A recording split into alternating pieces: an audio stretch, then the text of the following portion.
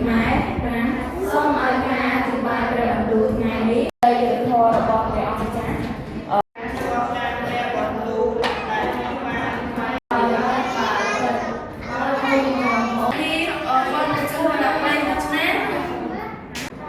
យើងមកគ្នាសន្យាថា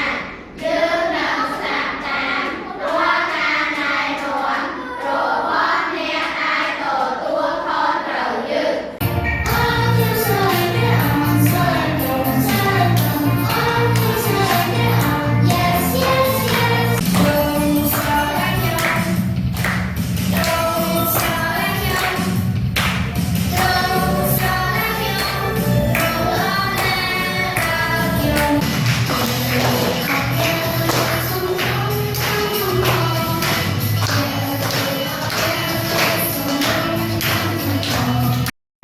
ជារូបកាយរបស់ខ្ញុំសូមទទួលឲ្យយ៉ាងចោល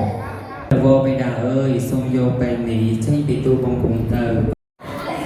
ថាខ្ញុំជាចៅឬឲ្យបានជាអ្នករាល់គ្នាមកឲ្យខ្ញុំទាំងការទាំងបងពុទ្ធិមានក៏បានឆ្កាងហើយនិយាយជាមួយ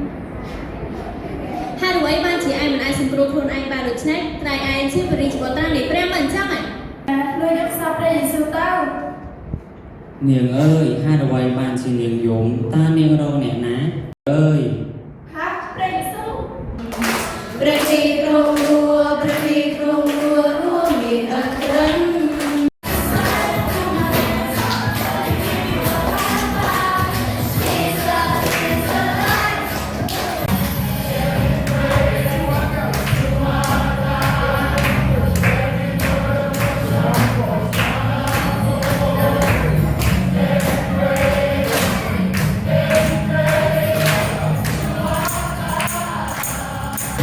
Joy is all I'm not